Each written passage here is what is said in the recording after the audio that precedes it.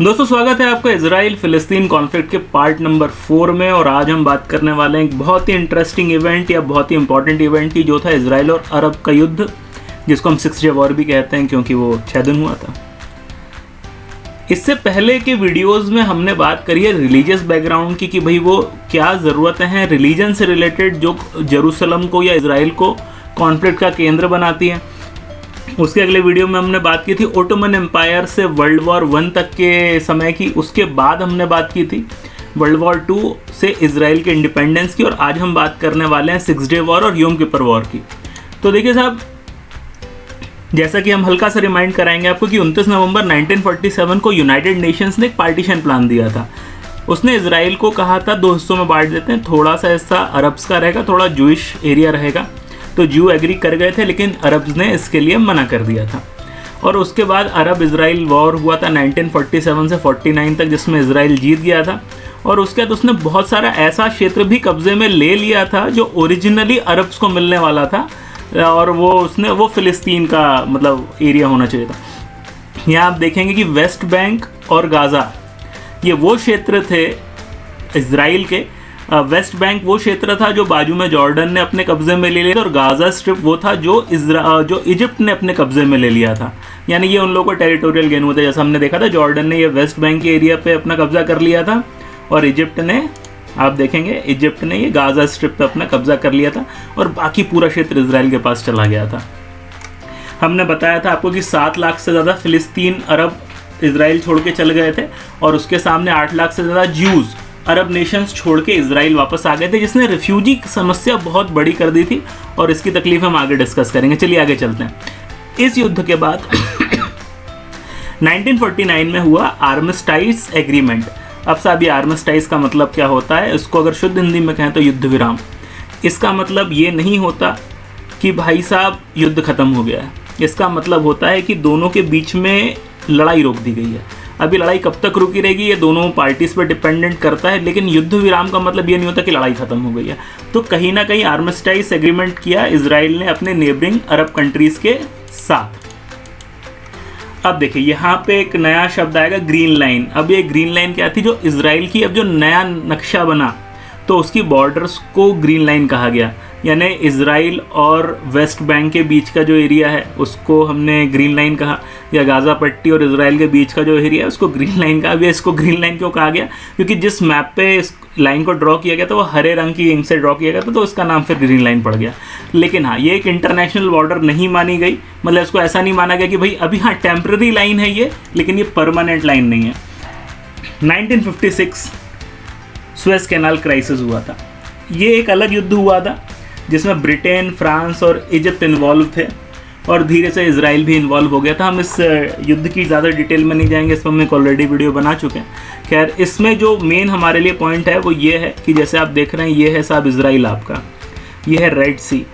तो इजराइल से रेड सी जाने के लिए एक जो छोटा सा आपको क्षेत्र दिख रहा है, ये स्ट्रेट ऑफ टिरान कहलाता है। तो स्ट्रेट ऑफ टिरान को ब्लॉक कर दिया था इजिप्ट ने 1956 में इस युद्ध के दौरान।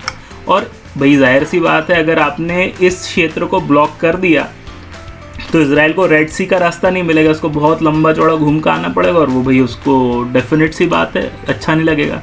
तो ये नासिर थे, ये उस ज़माने में इजिप्ट के प्रेसिडेंट थे, दूसरे प्रेसिडेंट थे इजिप्ट के, और इनके कहने पे ये पूरा का पूरा ब्लॉकेड किया गया था। जाहिर सी बात है, इजराइल ने रिटेलिएट किया 1956 में, और वो जीत गया, और उसने इस क्षेत्र को खाली करा लिया। न केवल खाली करा लिया, बल्कि उसने एक चीज़ कही कि आने वाले वक्त में अगर इस क्षेत्र को वापस किसी ने भी ब्लॉक किया तो ये युद्ध का कारण बन सकता है। अब हम अगर किसी ने भी, इजिप्ट ने अगर इस क्षेत्र को वापस ब्लॉक करने की कोशिश की तो वही हम युद्ध कर देंगे, हमारे लिए बहुत रहेगा। 1967। अब हम आते हैं अपने पहले युद्ध पे। मतलब पहले आने इस वीडियो के पहले युद्ध पे, पहले तो हम देख चुके हैं। ये वो वक्त था जब आसपास के जितने भी देश थे इजिप्ट के, वो उसको ख़त्म करने पे, जिसको कहते हैं निस्ता नाबूद करने पे तुले हुए थे। तो इजिप्ट के प्रेसिडेंट नासिर का ये स्टेटमेंट आया था 26 मई 1967 को। उसमें कहता है, if Israel embarks on a aggression against Syria और Egypt, the battle will be a general one and our basic objective will be to destroy Israel. यानी हम इसराइल को डिस्ट्रॉय कर देंगे। इराक के प्रेसिडेंट का 4 जून 1967 का स्टेटमेंट है, the existence of Iraq is an error यानी इसराइल का पैदा होना ही गलत था, which must be rectified. This is our opportunity to wipe out the ignominy which has been with us since 1948. Our goal is clear to wipe Israel off the map. यानी यहाँ पे ये लड़ाई झगड़ा सुप्रीमेसी की नहीं चल रही, यहाँ इस बात की नहीं चल रही ये क्षेत्र तुम्हारा ये क्षेत्र मेरा. यहाँ ये बात चल रही है अरब्स को लग रहा है कि भाई इसराइल को तो रहने का ही अधिकार नहीं है. और उसके बाद इसराइल ने क्या किया, उसके बाद इजिप्ट ने क्या किया जो उसको नहीं करना चाहिए था. जो भी हमने कहा स्ट्रेट्स ऑफ ट्रायरन को उसने कहीं ना कहीं ब्लॉक कर दिया, जिसके लिए इसराइल ने एक्सप्लिसिटली मना किया था उसको और कहा था भैया अगर तुमने इसको किया तो युद्ध हो जाएगा. 6 डे वॉर 5 से 10 जून 1967 को धीरे से हुआ ये कि हर देश ने अपनी सेना बॉर्डर पे लगानी शुरू की. अटैक नहीं किया किसी ने. इजिप्ट ने अपनी सेना लगा दी, जॉर्डन ने, सऊदी अरेबिया ने, सीरिया ने, हर ने चारों ओर से इसराइल को घेरना शुरू कर दिया. इसराइल को एक चीज़ समझ में आ गई थी कि अगर यहाँ पे मैं दबाव में आ गया तो हम बहुत बुरे जाएंगे. तो इसराइल ने प्रीएम्प्टिव स्ट्राइक कर दी. प्रीएम्प्टिव स्ट्राइक यानी युद्ध शुरू होने से पहले इसराइल ने आगे बढ़ के अपनी एयरफोर्स को भेज के और थल सेना को भेज के पहले ही लड़ाई शुरू करवा दी. यानी कि बाकी युद्ध करें उससे पहले हमने मार दिया. अच्छा आप इधर थोड़ा सा आंकड़ा देखिए, जो अरब के साइड में 2500 से ज़्यादा टैंक थे, इसराइल के 800 टैंक थे.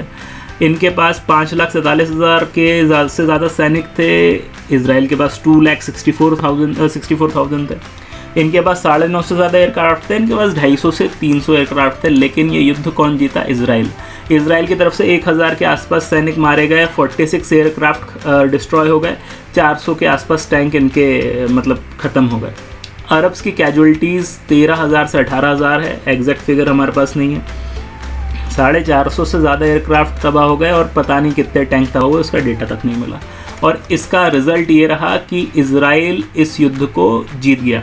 अब आप मैप को देखिए साहब, पहले लेफ्ट साइड का जो मैप है वो इसराइल था और 1967 के 6 डे वॉर के बाद के इसराइल देखिए कितना फल फूल गया है. अब पहले केवल वेस्ट जेरूसलम इसराइल के पास था, अब अचानक से ईस्ट जेरूसलम भी आ गया. वेस्ट बैंक जो जॉर्डन के कब्जे में था वो अब हमारे पास मतलब इसराइल के पास आ गया. सिनाई प्रोविंस, ये सिनाई प्रोविंस है जो इजिप्ट का हिस्सा था, पूरा का पूरा साहब इसराइल खा गया. गाज़ा स्ट्रिप, ये गाज़ा स्ट्रिप थी, गाज़ा पट्टी बहुत सुनते होंगे, ये भी इसराइल के पास आ गई. और गोलन हाइट्स, अभी सीरिया है, सीरिया का ये क्षेत्र दिख रहा है आपको, ये क्षेत्र, ये गोलन हाइट्स है, इसको भी इसराइल ने अपने कब्जे में ले लिया. इफ़ेक्टिवली इसराइल का क्षेत्रफल 6 दिनों में 3 गुना हो गया, मोटा मोटा हर व्यक्ति का क्षेत्र उसने अपने हाथ में ले लिया. क्या समस्याएं आएंगी? बहुत सारी समस्याएं आएंगी. मोर भाई वापस लोग, बहुत सारे जो लोग थे इजिप्ट इसराइल छोड़ के, जो बहुत सारे अरब्स थे वो दूसरे देशों में जाने लगे, जैसा 1948 में भी हुआ था. तो लाखों की तादाद में अरब्स इसराइल छोड़ के चले गए और उसके सामने बहुत सारे ज्यूज़ जो अरब देशों में थे वो इसराइल में भी आ गए, क्योंकि भाई ये तो होगा. यह एक नया शब्द आ रहा है, राइट टू रिटर्न. 7 लाख से ज़्यादा अरब्स 1948 में इसराइल छोड़ के बाहर गए थे. अब धीरे धीरे धीरे उनके भाई बच्चे हुए, तो 50 लाख से ज़्यादा जनसंख्या हो चुकी थी. अरब कहते थे कि भाई ये जो 50 लाख की जनसंख्या ये तुम्हारी है, इसको वापस आने का अधिकार होना चाहिए, राइट टू रिटर्न होना चाहिए. इसराइल ने कहा देखो भाई पहली बात तो लड़ाई तुमने करी, उसके कारण ये डिस्प्लेसमेंट हुआ, तो ये हमारी जिम्मेदारी नहीं है. तुम्हारे ही लड़ाई की, उसके कारण इनको जाना पड़ा, तो हम जिम्मेदारी नहीं उठाते. और अगर जिम्मेदारी उठानी भी है तो हम ओरिजिनल 7 लाख लोगों की उठा लेंगे, 50 लाख की तो नहीं उठाएंगे. अच्छा एक और इंटरेस्टिंग चीज़ हुई कि भाई जब ये युद्ध हुए तो वेस्ट बैंक में बहुत लोग भाग के गए थे. 1948 के युद्ध में जो हमने वेस्ट बैंक देखा था, आपको याद होगा, ये जो वेस्ट बैंक है यहाँ बहुत सारे अरब भाग के गए थे 1948 के युद्ध के बाद. अब क्या हुआ, ये वेस्ट बैंक किसके हाथ में आ गया? इसराइल के हाथ में आ गया. यानी जो लोग पहले इसराइल से भाग के गए थे वो वापस इसराइल के हत्थे चढ़ गए, न केवल वेस्ट बैंक में बल्कि गाज़ा स्ट्रिप में भी. यहाँ से एक नया फंडा चालू हुआ, इसराइल सेटलमेंट्स का. अब इसराइल सेटलमेंट्स का मतलब क्या है? धीरे धीरे धीरे इसराइल के लोगों ने जो वेस्ट बैंक और गाज़ा पट्टी थी, जो इसके अभी नए नए कब्जे में आए थे, वहाँ पे जाके घर और बाकी चीज़ें बनानी शुरू कर दी, जिसको हर व्यक्ति ने कहा कि भैया ये तो इलीगल है. यूनाइटेड नेशंस का कहना है कि नहीं, आपने एक ऑक्यूपाइड टेरिटरी थी, वहाँ पे अपने घर कैसे बनाए. 2020 का एक अनुमान है कि जो वेस्ट बैंक है यहाँ 6 से 7.5 लाख से ज़्यादा इजरायली सेटलर्स रहते हैं, यानी इलीगली रहते हैं और कहीं ना कहीं इनको वापस जाना चाहिए, और इस पे भी एक बहुत ज़्यादा लड़ाई झगड़ा चलता रहता है। खैर वापस आते हैं। 1967 के 6 डे वॉर के बाद जो अरब देश थे उन्होंने खार्तूम रेजोल्यूशन निकाला। अब ये खार्तूम का अगर आपने नाम सुना हो, ये सूडान देश की राजधानी है खार्तूम, वहाँ बैठ के एग्रीमेंट किया था। तो 1 सितंबर 1967 को ये एग्रीमेंट हुआ। इसको 3 नो रेजोल्यूशन कहा जाता है। 3 नो यानी no peace with Israel, no recognition of Israel, no negotiation with Israel. उन्होंने कहा ना हम इसराइल के साथ शांति रखेंगे, ना हम इसराइल को एक देश मानेंगे, ना ही हम इसराइल के साथ किसी भी प्रकार का नेगोशिएशन करेंगे। यानी अरब मानने को तैयार नहीं हो रहा है। इसराइल कह रहा है भैया मेरे को जीवित रहने का अधिकार है, अरब कह रहे हैं भैया तुमको जीवित रहने का अधिकार नहीं है। तो ये खार्तूम रेजोल्यूशन कहलाता है। इसके बाद यूनाइटेड नेशंस ने अपना एक बहुत ही फेमस रेजोल्यूशन निकाला था, जिसको रेजोल्यूशन UN रेजोल्यूशन 242 कहते हैं, नवंबर 22, 1967 को। इसमें एक नया कंसेप्ट लाया, लैंड फॉर पीस। इसमें यूनाइटेड नेशंस ने कहा कि इजराइल को क्या करना चाहिए, जो ज़मीनें उसने 1967 के वॉर में दूसरे देशों से छीनी है वो उसको वापस कर देनी चाहिए, और उसके सामने वाले देशों को इजराइल को रिकग्निशन दे देना चाहिए कि हाँ भाई ये भी एक देश है जिसको रहने का अधिकार है। तो भाई इजराइल ने ऑफ़र किया, उसने कहा चलो सिनाई प्रोविंस जो इजिप्ट का है वो मैं वापस कर दूंगा, और गोलन हाइट्स जो सीरिया का है वो मैं उसको वापस कर दूंगा, और सामने वाले मेरे से शांति समझौता कर लें। इजिप्ट भी कहते हैं हाँ भैया इजराइल सही है, कोई दिक्कत नहीं, हमारा बात ख़त्म, ऊपर सीरिया मान जाए वो भी बात ख़त्म।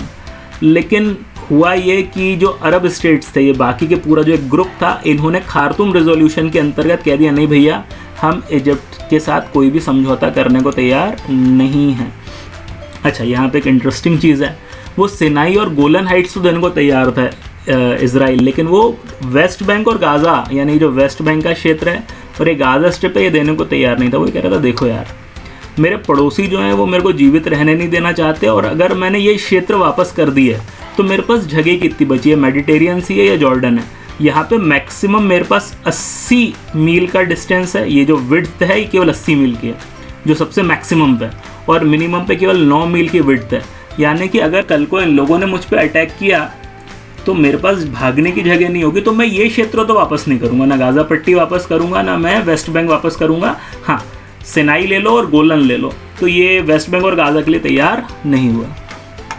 अगला युद्ध 6 अक्टूबर से 25 अक्टूबर 1973, इसको यौम किपर वॉर कहते हैं, जिसमें इजिप्ट और सीरिया ने इजराइल पे अचानक से अटैक कर दिया था। इसको यौम किपर क्यों कहते हैं, क्योंकि ज्यूज़ का एक बहुत बड़ा त्यौहार होता है यौम किपर। तो जिस दिन ये युद्ध हुआ था उस दिन यौम किपर का त्यौहार था, इसीलिए इसको यौम किपर कहते हैं। और उसी दिन खैर रमादान भी था, जिसको भारत में हम लोग रमज़ान कहते हैं, तो रमज़ान भी था। युद्ध क्यों हुआ, तो अनवर सदात, जैसे हमने इससे पहले नासिर की बात की थी, नासिर दूसरे प्रेसिडेंट थे इजिप्ट के, उनके बाद अनवर सदात बने थे। वो 3 साल से इजिप्ट की इकनॉमी की हालत बुरी थी और इनको करने थे रिफॉर्म्स। अब उनको मालूम था कि जो रिफॉर्म्स होंगे, जो नए रिफॉर्म्स होते हैं वो कभी भी लोग पॉपुलर नहीं होते, लोगों को पसंद नहीं आते। तो ये कह रहे थे उससे पहले काम करते हैं ना, युद्ध कर लेते हैं।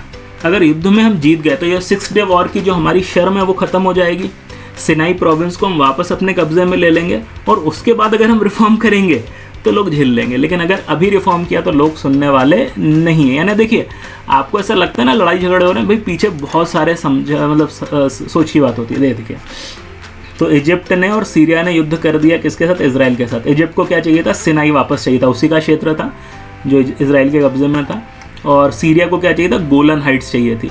तो इन्होंने ओवरनाइट इस पर अटैक कर दिया। अब यहाँ पे इसका जो रिजल्ट था अंत में वो यही हुआ कि इजराइल ही जीता इस युद्ध को भी। हाँ, इजिप्शियन आर्मी को ईस्टर्न कोस्ट सुएज कैनाल के कुछ क्षेत्र में, यानी यहाँ वाले कुछ क्षेत्र में सफलता मिली, लेकिन ओवरऑल इजराइल ने वापस और क्षेत्र अपने कब्जे में ले लिया। 1600 स्क्वायर किलोमीटर के आसपास इजिप्ट का क्षेत्र छीन लिया, जो अब वो कायरो से, यानी इजिप्ट की राजधानी से मात्र 100 किलोमीटर दूर था, और 500 स्क्वायर किलोमीटर के आसपास का क्षेत्र इसने सीरिया का ले लिया। अब वो दमास्कस, जो सीरिया की राजधानी है, उससे करीबन वो मात्र 30 किलोमीटर दूर था। लेकिन इस युद्ध ने कुछ और परिणाम भी दिए। इजराइल को बहुत ओवर कॉन्फिडेंस था उसकी आर्मी पे, उसकी मिलिट्री सुप्रीमसी पे। उसको लगता था यार अपने को कोई नहीं हरा सकता, और अपनी इंटेलिजेंस भी बहुत अच्छी है। लेकिन कहीं ना कहीं इस युद्ध ने उसको सोचने पे मजबूर कर दिया कि नहीं यार, इन लोगों ने युद्ध किया, और शुरुआत में सफलता भी मिली। इजिप्ट और सीरिया को शुरुआत में सफलता भी मिली थी, तो तीसरे दिन के बाद से इजराइल ने वापस मारना शुरू किया था, नहीं तो इनिशियली तो इजिप्ट और सीरिया निपटाने वाले थे इजराइल को। तो जब युद्ध खत्म हुआ तो इजराइल को एक चीज़ समझ में आई कि उसकी मिलिट्री सुप्रीमेसी है वो कभी भी चैलेंज हो सकती, कभी भी लोग उसके सामने खड़े हो सकते हैं। और उसका जो रिस्पेक्ट था इजिप्शियन आर्मी को लेके वो बढ़ गया। पहले उसको लगता था इजिप्शियन आर्मी कोई खास नहीं है, लेकिन अब उसने कहा नहीं यार, इन लोगों ने ढंग से काम किया। मतलब देखो एनिमी है, लेकिन उसको दिखाना कि उन्होंने ढंग से युद्ध लड़ा है, तो उनको कहता है नहीं यार, इससे डर के रहना चाहिए या कम से कम इससे सतर्क रहना चाहिए। इजराइल का खुद का कॉन्फिडेंस कम हुआ और उसको पता नहीं था कि अगला युद्ध हो गया तो वो जीतेगा कि नहीं। यही डाउट्स इजिप्ट के हाथ में भी थे यार, बोला इतनी बार अपन ने लड़ लिया और कभी जीतते नहीं है, तो यार हर बार लड़के अपन जीत पाएंगे क्या इजराइल से। तो क्योंकि दोनों के मन में डाउट था, तो इसने एक पॉजिटिव चीज़ बाहर निकाली, वो था पीस अकॉर्ड। दोनों के बीच में शांति समझौते की बात हो रही है। तो कैंप डेविड अकॉर्ड्स 1978 में भाई ये जो आपका युद्ध हुआ 73 को, उसके बाद धीरे धीरे स्थितियाँ सुधरी। ये सदात साहब हैं, ये गए इजिप्ट के पास, इजराइल के पास, और उन्होंने कहा कि चलो अब थोड़ा पीस कर लेते हैं। ये बीच में जो आपको आदमी दिख रहा है ये है जिमी कार्टर, अमेरिका के राष्ट्रपति है। और अमेरिका के राष्ट्रपति का कैंप डेविड करके एक जगह होती है जहाँ पे वो नॉर्मली छुट्टी मनाने जाते हैं, तो वहाँ पे कई बार ऐसे समझौते वगैरह भी करा देते हैं। तो यहाँ पे इजिप्शियन प्रेसिडेंट अनवर सदात और इजराइल के प्राइम मिनिस्टर मीचम बैगिन के बीच में ये शांति समझौता शुरू करवाया। किसने भाई? कहीं ना कहीं आपके जिमी कार्टर साहब ने। और दोनों देखे कितने खुश लग रहे हैं कि चलो अब थोड़ी शांति होगी। इस समझौते के अंतर्गत इजराइल और इजिप्ट के बीच की पीस ट्रीटी 1979 में हुई, जिसके अंतर्गत इजराइल ने कहा चलो सिनाई प्रोविंस में छोड़ रहा हूँ इजिप्ट के नाम पे, और इजिप्ट ने रिकॉग्निशन दिया इजराइल को। उसने कहा हाँ ठीक है, ये देश है जिसको रहने की इजाज़त है, जिसका रिकॉग्निशन हम करते हैं। अब जाहिर सी बात है, इससे गुस्सा कौन होगा? अरब गुस्सा हो जाएंगे।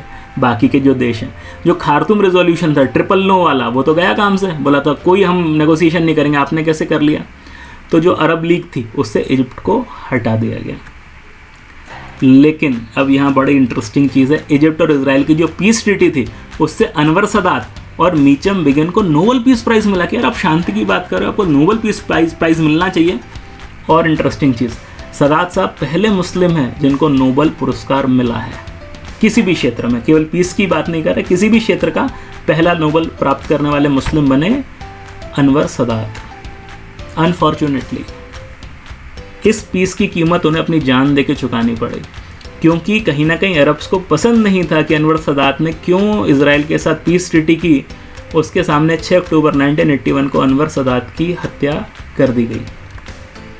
और धीरे धीरे पैलेस्टाइन के लोग कहीं ना कहीं लगने लगा कि जो लड़ाइयाँ हमारे देश के लिए लड़ रहे हैं दूसरे देश, Egypt, Jordan, Syria, Lebanon, Saudi Arabia, उनका वहाँ से लगने लगा इन लोगों को कि यार ये जो लोग हैं ना, ये शायद हमारे लिए बहुत लड़ाई नहीं करेंगे आगे चल के। तो इसने जन्म दिया एक नई ऑर्गेनाइजेशन को, PLO, Palestine liberation organisation. Yasser Arafat का नाम आपने सुना होगा, और ये धीरे से एक नया प्लेयर इस कहानी में उभर रहा है। इसके बारे में ज़्यादा बात करेंगे हम अगले वीडियो में। अगर आपको वीडियो पसंद आ रहा है या सीरीज़ पसंद आ रही है तो please share and subscribe. Hopefully मिलेंगे अगले वीडियो में, तब तक के लिए जय हिंद।